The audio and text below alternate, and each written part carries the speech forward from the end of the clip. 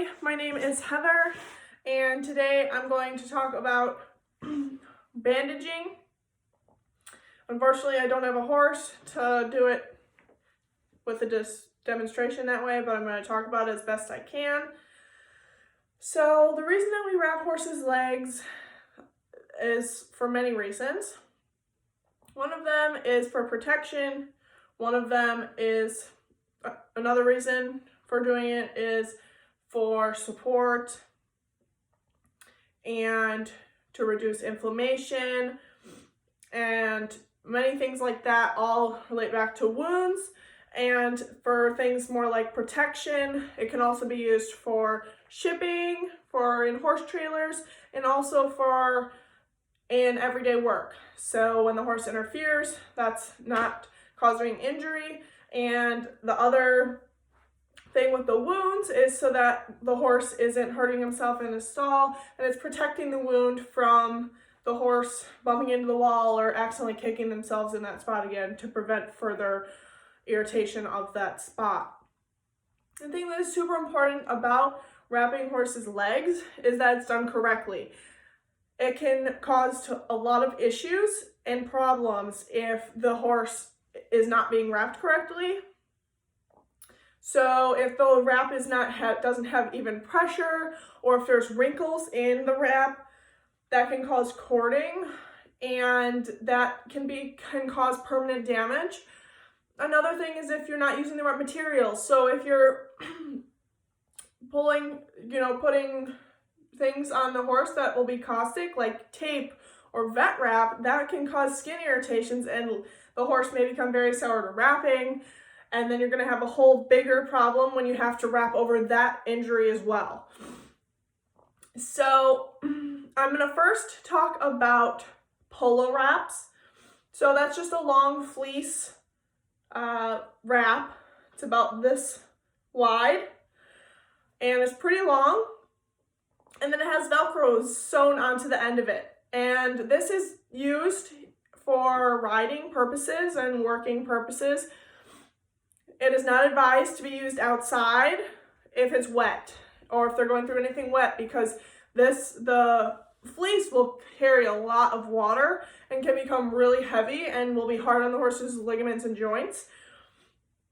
So with this wrap, some people start at the top of right below the knee. Some people start a little bit lower on the cannon bone, right in the middle between the knee and the fetlock. I usually start right in between that. And it depends on the horse. So if the horse has a really long leg compared to another little horse who has a really short leg, you may need to start at the top and start more towards the bottom to get it all evened out. Because the goal is that when you get to the end, if this was a horse's leg, you would want the Velcro to end right here, right below the knee.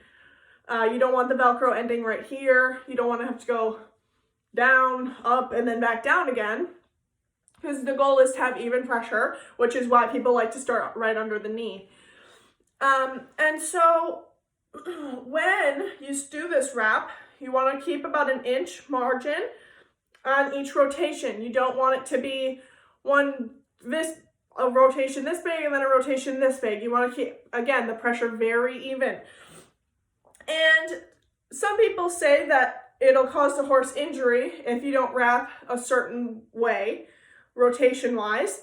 But the preferred way that most people like is when you're on the right. So if this were the horse's right leg, then you would go clockwise with the rotations, pulling over the cannon bone and back towards yourself again. And if it were the left side, you would do counterclockwise, kind of like a frog. So when you do this, you want to make sure that you're pulling the pressure over the cannon bone and not the ligament, because if you pull over the ligament, that can cause a bowed tendon, or don't pull over the tendon, I should say. And that will cause a bowed tendon, which can take months to recover from, and the horse may never be completely sound to the way they were before again. And so with polos, you don't want to pull super tight, but you also don't want to be falling off the horse.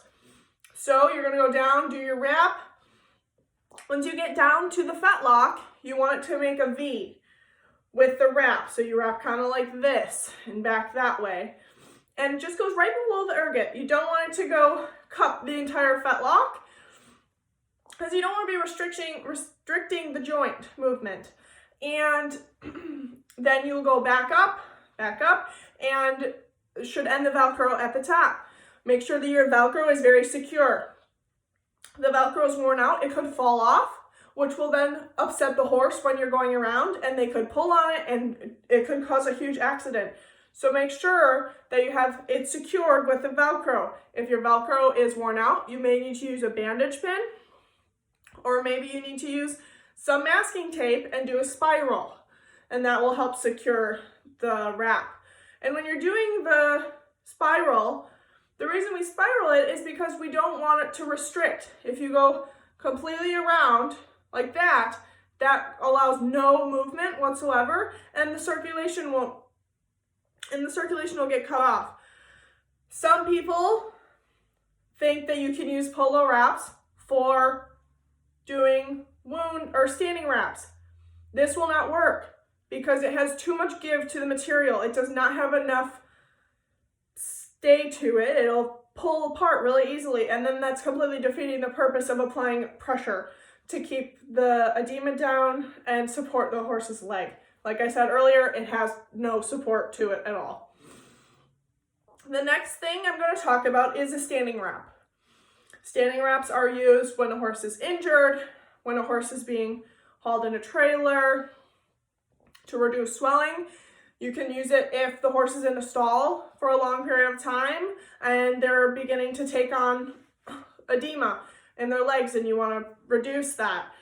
So there's a few different materials that you can use with these wraps. There's no bow bandage wraps, quilts, and then there's also quilts. It's up to your personal preference. They come in different sizes. Some are smaller, some are bigger. For smaller horses, bigger horses, depending upon the leg. So in the rubric, it specified that they wanted us to do the wrap on a hind leg. So I would take the wrap up to the horse's leg and make sure that's the right size. It shouldn't be going too far higher above the knee and not too low below the fetlock, but it also shouldn't be so small that it's not even reaching those 2 points. So it's important that you have the right size so that you have an efficient wrap. And you're also going to need a track bandage. And this has a little bit more, it doesn't stretch quite as much as a polo wrap, which is why it applies good pressure. It also can cord the horse pretty easily if it's not applied correctly. And it's super thin, so it can roll and you won't even notice. So it's really crucial that when you're wrapping, that you're feeling the inside of the leg and the outside, but you can see that. But you want to be checking both the outside and the inside of the leg to make sure that there is no inconsistency with the wrap. And as like I said with the polo wrap, you need to make sure that the polo or the track bandage is the same width apart each rotation down. You don't want it to be 2 inches here and 1 inch there and half an inch there. You want it to be very even down and back up. And in this wrap, you also typically start right under the knee. Aside from the polo though, you also need to bring the track bandage down. So first you're going to put the quilt on and you're going to apply it to the leg right in where that crease is, where the tendons are, right behind the cannon bone. I still wrap the same way, clockwise on the right leg, counterclockwise on the left legs. And you need to make sure that the quilt is even on the leg. You don't want it crooked and you don't want it bunched up. You want it to be really even on the whole leg. Then you're going to wrap it around. Usually can get about 2 rotations.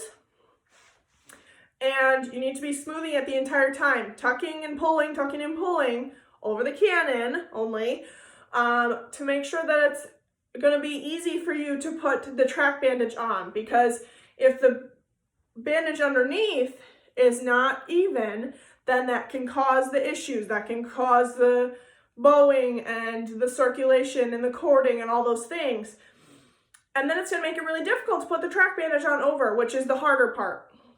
So then you're going to apply, you're going to hold on to that, have your track bandage ready. You can apply it whichever spot you desire, whether it's a little bit lower than the knee or right below the knee, about an inch or a little bit less.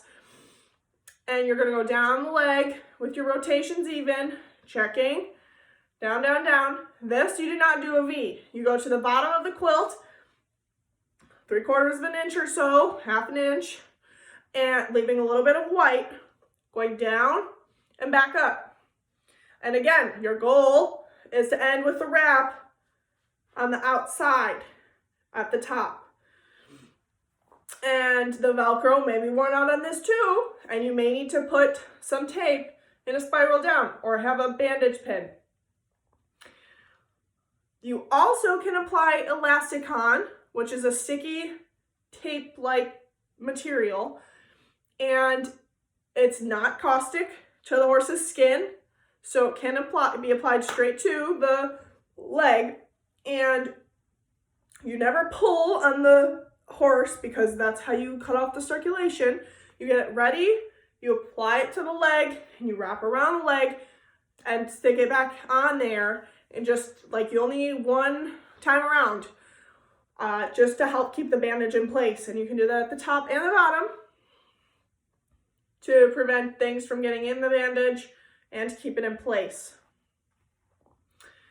When you do this, prior to that, you should stick your finger and be able to fit 2 fingers in the top of the wrap and the bottom to make sure that it's not too tight. And you also can do a flick test, and I like to do it. So you go down the horse's leg like this, and you flick. And if you hear it, you'll hear it. It'll get louder in one spot, a little bit quieter in one spot. That means that the pressure isn't even, and you should rewrap again. When you're taking off any wound bandage or any bandage at all, whether it's a polo or whatever, don't nicely unroll it around the horse's leg, trying to get it back in place. Just take it off quickly, because you don't want to upset the horse and be flying around with the wrap flying all over the place, and then they step on it and they flip themselves out and hurt themselves in the aisle. And if a horse is not comfortable with being wrapped, you should have a handler. That you should never just, if a horse has never been wrapped before, you need to make sure that someone is there holding them in the event that something like that were to happen. And be patient with wrapping, because if you're not patient and you're not getting the correct wraps done, you can cause your horse serious injuries. Just be patient. So that's a standing wrap on the hind leg. Next, I'm going to talk about a wound bandage on the front leg. So this is done with the materials that you'll need are a little bit different than just a standing wrap. You're going to need a Telfa pad or a non-stick pad. They're the same thing. People use different words, but that's what it is. And they come in different sizes depending upon the wound. You know, it keeps the wound from sticking straight to the cotton that you apply or the gauze. So you're going to have a non-stick pad, and then you're also going to have your rolled gauze, which is about this thick, wide I should say, and that's used just to keep the bandage, the Telfa pad in place. So you may have your horse has a little laceration, whether or not they have stitches, your vet tells you need to do this wrap. So again, prior to wrapping, you need to make sure you have the right size. Make sure that the wound is clean, and so are the wraps. You do not want to be putting dirty things over wounds, because that's going to lead to infections. So you're going to put the Telfa pad on, and then you're going to have your roll gauze over that, and then you're going to do it just like you would with a standing wrap. But in this part of the rubric, they also wanted a stack wrap. So I'm going to do this in preparation for a stack wrap, which means I would apply the quilt about 1.5 inches lower than what I normally would for a standing wrap or a wound wrap. I'm going to move it just a bit lower because I want to be prepped so that I can put a stack over that with another quilt and track wrap. So I'm going to do the same thing I did with the hind leg and wrap evenly. When you're doing a stack wrap, you need to be sure that you're not wrapping over the joints. That can cause the horse to be restricted and not be able to move his joints, which is not good. And like earlier before, you do not want to be pulling too tight. And it's really hard with this wrap because it's an abnormal way of doing it, because you're not just directly on the cannon bone, which is a pretty flat surface. You're actually moving down over a joint, and it can be difficult to not get it to bunch weird over the joints. And the leg changes widths, and it can be just difficult. So it takes a little bit of practice, but you need to make sure that the original quilt is getting applied evenly. So it's going to sit right above the coronary band, and that prevents the whole entire wrap when you're done from slipping down. So I'm going to start just above the fetlock, do my rotations, right clockwise, left counterclockwise, and go down. With the stack wrap, sometimes the wrap with the track wrap is a little bit wider with width on those rotations. It's not always only that 1 inch. So, but it's still even. That's the important thing, that the pressure is even and that there's no bumps and rolls in the track bandage. So you're going to go down, back up, and then there's probably going to be a bigger white space of the bandage, the track band or the quilt still left. So you're going to put the next quilt over the top, and this is going to be hard right above that knee. It gets a little bit wider. So you're going to have to make sure that you're snugging and pulling and making sure that the wrap is even and makes it easy for you to put the track bandage on. So you're going to put the track bandage starting above the knee. And again, like I said, the width might be a little bit more on these wraps. So you're going to go down the leg, keeping even pressure, back up, making sure that you're covering the Velcro that you previously ended the wound wrap with. So you're going to make sure that when you're coming back down, you're covering up that Velcro, because you don't want the horse to be able to bend their knee and then get this loose. You want this to stay straight and protect the Velcro on this so that it won't come loose.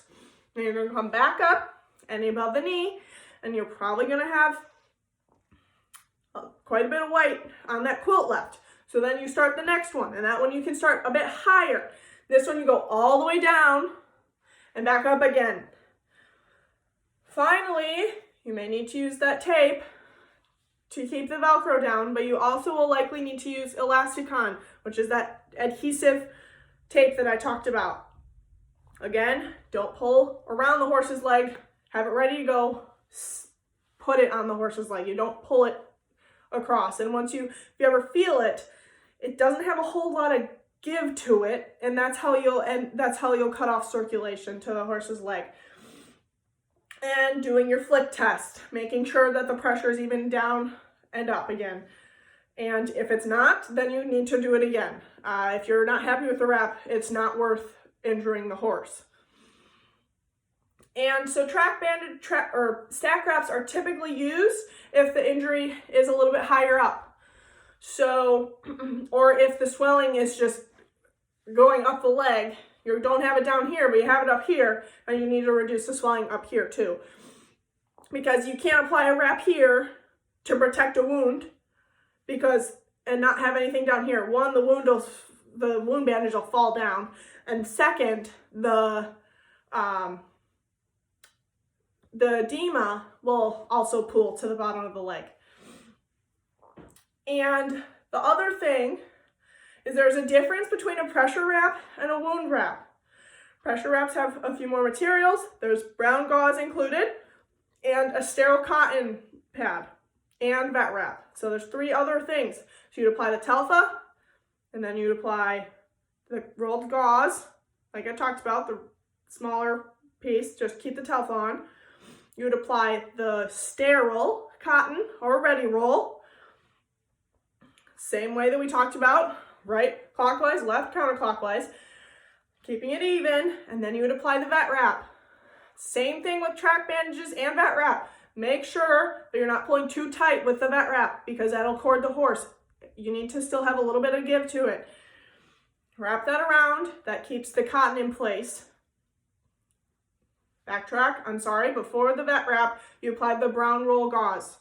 This does not have any give to it at all. This just helps keep the cotton in place and slight pressure, but most of the pressure comes from the vet wrap that comes after that. So with the brown gauze, you go down and up all the way, and then you go to the vet wrap, and that goes down and up all the way, leaving about 3/4 of white on the top and the bottom. Then you're also going to apply the elastic on over that, especially with these wraps, because this is key. You do not want things getting in these wraps because that can cause serious infection if dirt and stuff gets up in there. Prior to this wrap, please try and make sure that the wound is as clean as possible. Do not have a bunch of dirt on it and that kind of thing. Likely your vet had to be there for that, so they will have seen it and cleaned it out. And the other thing that I was going to say is with a pressure wrap, if you're not doing that type of wrap and you're just trying to stop the blood flow and the vet hasn't seen it yet, do not take the wrap off if the horse has bled through it. Just add another layer and keep applying pressure. And you do that with your cotton rolls and make sure that it's sterile. I really like the ready rolls. They're awesome. You can cut them to the size if it were below the fetlock, or if it was on the cannon, you may need to just apply it and keep applying more. Do not take off one layer and apply a new one. Just let it bleed through and go to the next layer until your vet gets there. And the last wrap that I'm going to talk about is a hoof wrap. This is made out of a diaper, duct tape, and vet wrap. So with this, it's basically a boot that goes on the hoof. So if a horse pulled a shoe and they have sensitive soles, if they had an abscess, if they have hot nails, there's a few things that you might need to use a hoof wrap for. So to start off, you may have a drawing salve, which is usually for like an abscess, and you apply that to the bottom of the hoof. Before you do anything though, make sure that the hoof is clean. Make sure you pick it out, brush it off, make sure there's nothing in there. And so you're gonna, before you have the horse standing in the aisle, impatiently waiting for you, have the materials ready. So how I like to do it is have my leg, take duct tape about this long, depends on the horse's hoof size, but you put the tape on your leg and create a square. So you go about 5, 6 maybe layers, 1, 2, 3, 4, 5, 6, and then do it again this way, 1, 2, 3, 4, 5, 6, and you do that for about 7 layers, 7 or 8, and especially that many if the horse is getting turned out or if they're in like rough ground. If they're in their stall, you may not need to use as much, or if you want it to last for a long time, you probably want to add more layers.